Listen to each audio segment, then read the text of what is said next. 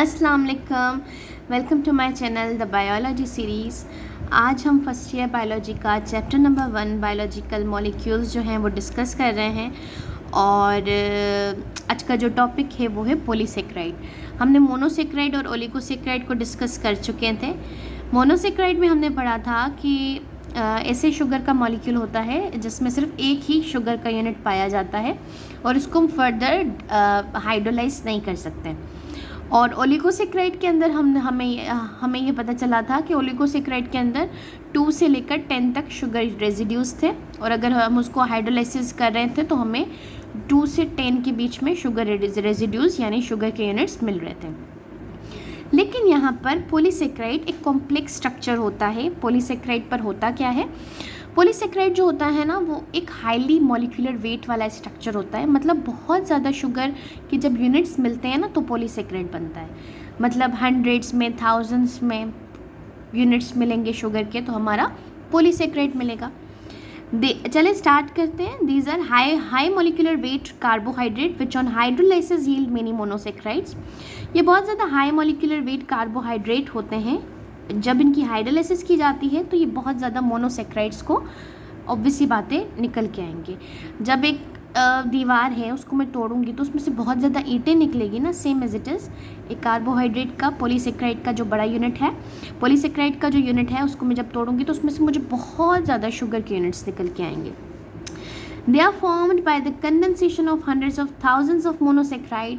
Hundreds और thousands of monosaccharide sugar units जब मिलते हैं तो हमारा पॉलीसेक्राइड बनता है। पॉलीसेक्राइड के कुछ एग्जाम्पल्स हैं starch, glycogen, cellulose and chitin.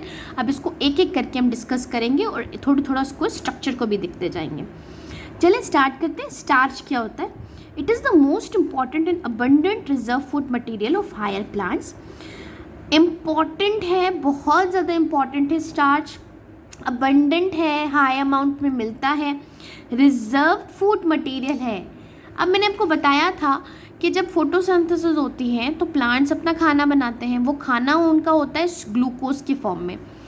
अब जब ग्लूकोज के फॉर्म में वो खाना बना रहे होते हैं तो एक पॉइंट पे वो खाना सारा यूज़ कर लेते हैं और जो बच जाता है ना वो स्टोर कर लेते हैं स्टार्च की फॉर्म में। इसका मतलब है वो ग्लूकोज को कन्वर्ट कर देते हैं स्टार्च के अंदर और फिर वो उसको स्टोर कर लेते हैं। तो ये जो स्टोर होता है ना, इसे reserve food material of plant कहा जाता है कि प्लांट का ये रिजर्व फूड मटेरियल है। और ये मिलता कहाँ पर है? सीरियल्स के अंदर, लेग्यूम्स के अंदर, ट्यूबर्स के अंदर और दूसरी वेजिटेबल्स के अंदर।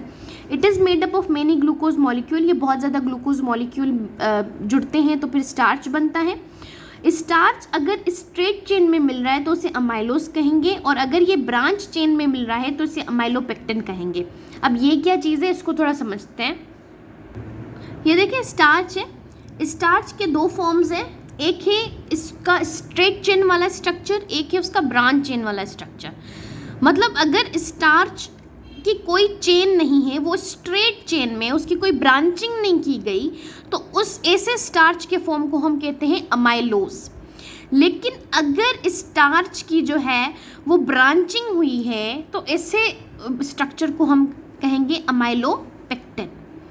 अब होता क्या है, यहाँ पर देखो, यहाँ पर पूरी स्ट्रेट चेन्स प्रेजेंट होती हैं, ठीक है, और इसके अंदर जो लिंकेज बनती है वो होती है अल्फ़ा 1,4 लिंकेज। अल्फ़ा 1,4 लिंकेज का मतलब है इसके कार्बन नंबर 1 और कार्बन नंबर 4 के बीच में रिएक्शन होता है और ये दोनों मिल जाते हैं, कंडेंसेशन होती है और ये फिर दोनों मिल जाते हैं और फिर स्ट्रेट चेन स्ट्रक्चर्स बनाते हैं।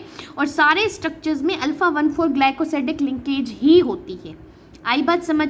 ये सारा स्ट्रेट चेन स्ट्रक्चर होता है। ये सॉल्युबल होता है हॉट वाटर में। आप अमाइलोज को सॉल्युबल कर सकते हो, गर्म पानी के अंदर वो सॉल्व हो जाता है, डिजॉल्व हो जाता है।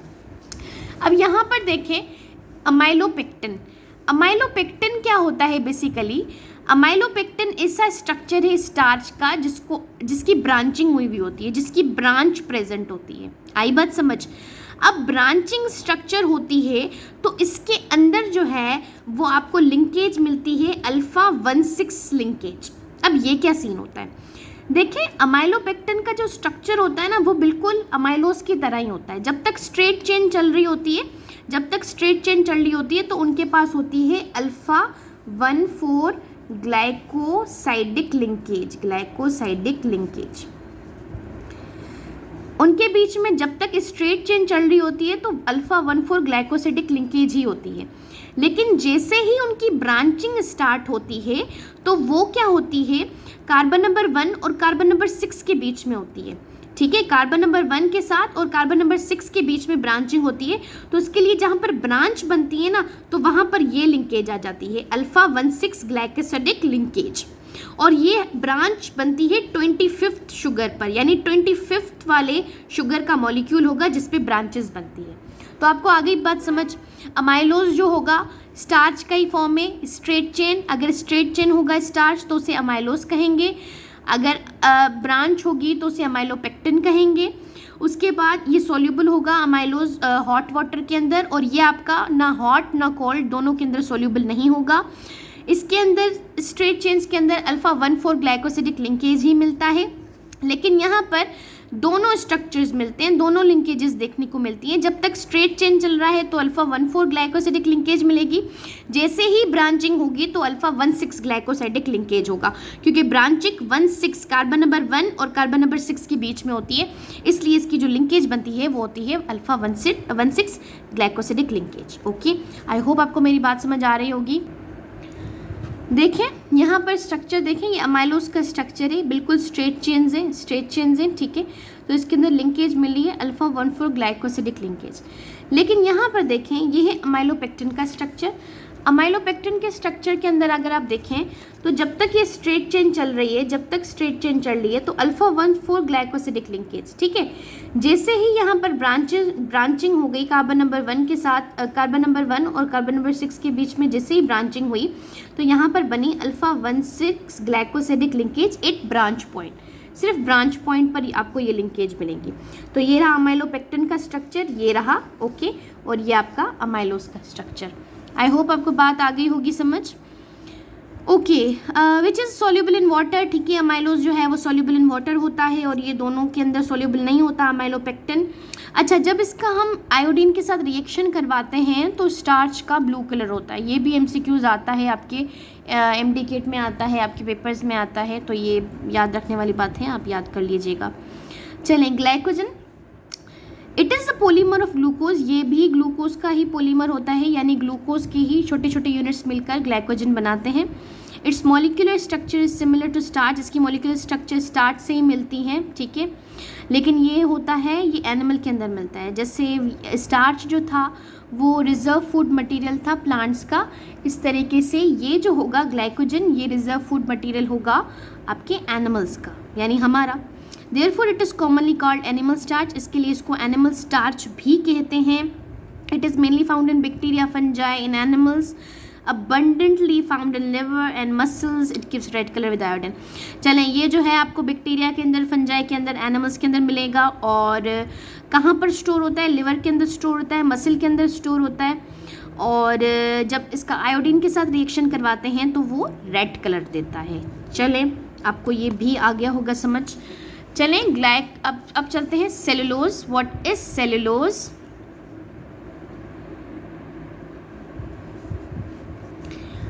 सेलुलोज का है क्या है?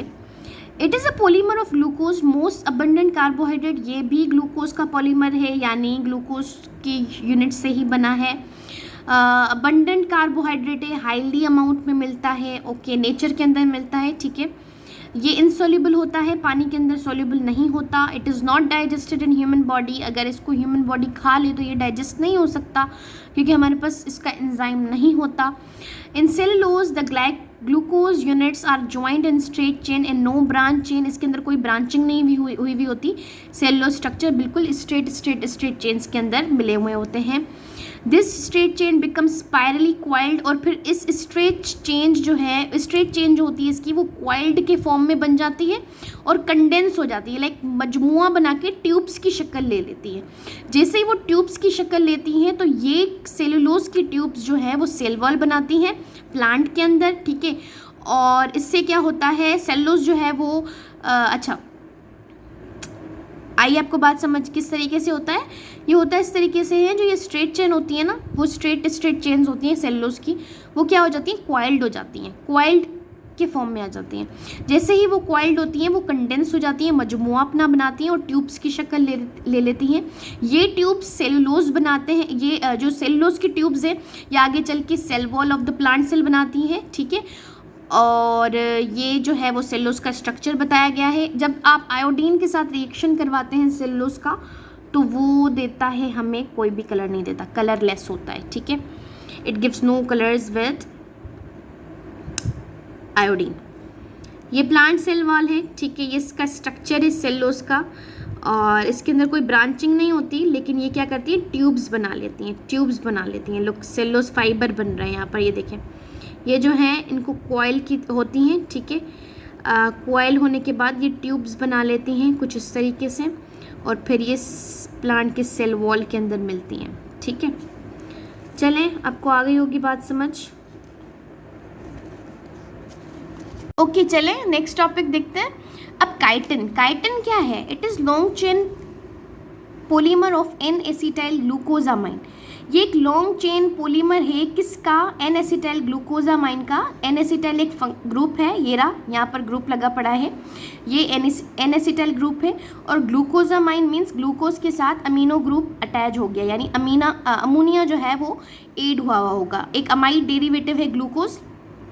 The structure of chitin is similar to cellulose. Chitin का स्ट्रक्चर बिल्कुल सेलुलोज की तरह ही होता है, लेकिन इनका जो फंक्शनल यूज होता है वो डिफरेंट होता है। फॉर्मिंग क्रिस्टलाइन नैनोफाइबर्स, जैसे वो भी फिब्रिल्स बना रहा था, वो भी फाइबर्स बना रहा था सेलुलोज, इसी तरीके से हमारा काइटिन भी एक किस्म के फाइबर्स बनाता है। फंक्शनली इसको केराटिन प्रोटीन के साथ कंपेयर किया जाता है, क्योंकि केराटिन प्रोटीन जो होता है आपके नेल्स के अंदर मिलता है, हेयर्स के अंदर मिलती है, स्किन के अंदर प्रोटीन आपको ये मिलता है और इसका बेसिकली काम होता है स्टेबिलिटी, स्ट्रेंथ और स्ट्रेंथ प्रोवाइड करके देना, ठीक है। तो थोड़ा थोड़ा काइटिन का जो स्ट्रक्चर होता है वो सेलुलोज के साथ मिलता है, लेकिन उसका जो फंक्शन है वो केराटिन प्रोटीन के साथ मिलता है, कुछ स्ट्रेंथ देने वाला ही काम कर रहा होता है। Chitin is modified polysaccharide contains nitrogen. Chitin एक मॉडिफाइड पॉलीसेक्राइड है जिसके अंदर एक नाइट्रोजन आ जाता है। नॉर्मली क्या देखा था हमने? नॉर्मली देखा था कि ग्लूकोज के मॉलिक्यूल के अंदर कार्बन था, हाइड्रोजन था, ऑक्सीजन था और यहाँ पे बात खत्म हो जा रही थी। लेकिन काइटिन के अंदर ना नाइट्रोजन की एडिशन हो जाती है। ये देखें, इसके अंदर इसके पास कार्बन है, हाइड्रोजन है, ऑक्सीजन है, लेकिन नाइट्रोजन की एडिशन हुई हुई है। तो ये एक, मैं कह सकती हूँ ये हेट्रोपोलीसेक्राइड भी है, क्योंकि इसके पास एक डिफरेंट आ गया, कह सकते हैं एक डिफरेंट एलिमेंट आ गया। चले, नाइट्रोजन की वजह से इसके अंदर हाइड्रोजन बॉन्डिंग इंक्रीज हो जाती है, क्योंकि हमें पता है कि जो पानी है उसके पास पार्शियल पॉजिटिव नेगेटिव चार्जेस होते हैं, तो वो कोई भी दूसरा मॉलिक्यूल चार्ज देखती हैं तो उसके साथ बॉन्डिंग बना देती हैं, हाइड्रोजन बॉन्डिंग बना देती हैं। तो same as it is nitrogen एक चार्ज एलिमेंट आ जाता है उनके पास, तो फिर उनकी वजह से वो बॉन्डिंग बनाना स्टार्ट कर देते हैं वाटर के मॉलिक्यूल्स, तो हाइड्रोजन बॉन्डिंग इंक्रीज हो जाती है, ठीक है, पॉलीमर्स के बीच में, जिसकी वजह से उसको ज़्यादा स्ट्रेंथ मिलती है। अब काइटिन के दो टाइप्स आ गए, एक उसका अनमोडिफाइड फॉर्म या प्योर फॉर्म कह सकते हैं, और एक उसका है मॉडिफाइड फॉर्म या इम्प्योर भी कह सकते हैं। तो in its pure and unmodified form chitin is translucent, pliable, resilient and quite tough in most arthropods. कह रहा है काइटिन का जो प्योर फॉर्म होता है, यानी ऐसा फॉर्म जिसके अंदर कोई मिलावट नहीं हुई भी होगी, जो बिल्कुल अनमोडिफाइड होगा, अनटच्ड होगा, ऐसे फॉर्म काइटिन का जो है वो ट्रांसलूसेंट होता है। ट्रांसपेरेंट क्या होता है? ट्रांसपेरेंट होता है जिसमें से लाइट इजीली क्रॉस हो जाए, और ओपेक हम कहते हैं जिसमें से लाइट क्रॉस कंप्लीटली ना हो, और ट्रांसलूसेंट का मतलब होता है पार्शियली लाइट क्रॉस होना। प्लायबल होता है मीन्स फ्लेक्सिबल होता है, इसके अंदर फ्लेक्सिबिलिटी जो होती है ना वो बहुत ज़्यादा होती है, और इसको ना हम बिना मोड़े और है ना बिना कोई ब्रेक किए इसको हम किसी भी डायरेक्शन में मोड़ सकते हैं, लाइक फ्लेक्सिबल बहुत ज़्यादा होगा। और रेजिलेंट होगा, रेजिलेंट का मतलब है इसके पास कह सकती हूँ कि स्ट्रेंथ होगी, ठीक है, वो विथस्टैंड कर सकेगा, और रेजिस्टेंट होगा, ठीक है, क्वाइट टफ होगा, टफ मटेरियल होगा, और आर्थ्रोपोड्स के अंदर आपको मिलेगा। It is mostly found in modified form, but कह रहे हैं अनमोडिफाइड फॉर्म आपको आर्थ्रोपोड्स के अंदर मिलता है, लेकिन काइटिन अपने तकरीबन मॉडिफाइड फॉर्म में ही मिलता है, जिसके साथ इसमें कुछ मिलावटें हुई भी होती है, लाइक ज़्यादातर इम्प्योर फॉर्म में ये मिलता है। Such as proteinaceous matrix form exoskeleton. अब इसके साथ अगर प्रोटीन मिल जाए, काइटिन के साथ अगर प्रोटीन का मिक्सचर मिल जाए तो फिर वो अनमोडिफाइड फॉर्म हो जाता है और उसके बाद ये एक्सोस्केलेटन बनाता है इंसेक्ट्स के। एक्सोस्केलेटन क्या होता है? एक्सो मीन्स बाहर, स्केलेटन मीन्स ढांचा, यानी कोई भी ऐसा इंसेक्ट जिसकी बाहर की तरफ ढांचा हो, जैसे कॉकरोच है, बीटल है, ऐसी चीज़ें हैं जिसके काफ़ी सारे इंसेक्ट्स हैं जिनके एक्सोस्केलेटन्स होते हैं, बाहर की तरफ उनके स्केलेटन्स होते हैं, तो वो बने हुए होते हैं कैल्शियम कार्बोनेट के, ठीक है, in the shell of molluscs. Molluscs का शेल होता है। मोलस्कस क्या होता है? मोलस्कस बेसिकली ग्रुप होता है इन्वर्टिब्रेट एनिमल का जो फाइलम मोलस्का से बिलोंग करते हैं, ठीक है। और इसके अंदर आपके एग्जाम्पल्स आ जाते हैं, आपके स्क्विड्स हैं, ऑक्टोपस हैं, स्नेल्स हैं, और ऐसे एग्जाम्पल्स हैं जो मोलस्कस के अंदर आता है। और क्रस्टेशियंस क्या होता है? क्रस्टेशियंस एक एनिमल्स का ग्रुप है जो क्रस्टेशिया फाइलम से बेसिकली बिलोंग करता है। आप एनिमल किंगडम में पढ़ेंगे डिटेल में इसको। और इसके अंदर आपके क्रैब्स, आपके श्रिम्स, आपके प्रॉन्स और लॉबस्टर्स, ऐसी चीज़ें आ जाती हैं, ठीक है। तो इनका जो बाहर का स्केलेटन होता है वो अनमोडिफाइड काइटिन से बना हुआ होता है, मॉडिफाइड काइटिन से बना हुआ होता है। और मॉडिफाइड का मतलब क्या होता है? इसके साथ प्रोटीनियस मैट्रिक्स होगी या इसके साथ कैल्शियम कार्बोनेट लगा हुआ होगा, कोई भी इसके अंदर मिक्सचर आ गया। Composite material is much harder and stiffer than pure chitin. और ये जो मटेरियल होता है, यानी जो मॉडिफाइड मटेरियल होता है, मॉडिफाइड जो काइटिन का फॉर्म होता है वो ज़्यादा हार्डर होता है as compared to pure chitin के। यानी एक तरफ आप प्योर काइटिन ले रहे हैं, ठीक है, जो बिल्कुल नॉन मॉडिफाइड होगा, एक तरफ आप ले रहे हैं इम्प्योर काइटिन जो मॉडिफाइड होगा। तो प्योर वाला इतना ज़्यादा हार्डर नहीं होगा एज कम्पेयर टू अनमॉडिफाइड वाला, ठीक है।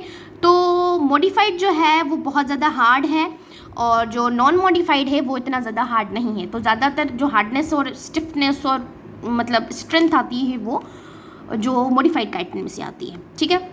आई होप आपको ये बात समझ आ रही होगी। और इंशाल्लाह नेक्स्ट वीडियो के अंदर हम स्टीरियो आइसोमेरिज्म क्या होता है उसको डिस्कस करेंगे। तब तक के लिए अल्लाह हाफिज़। Like, subscribe and share my channel.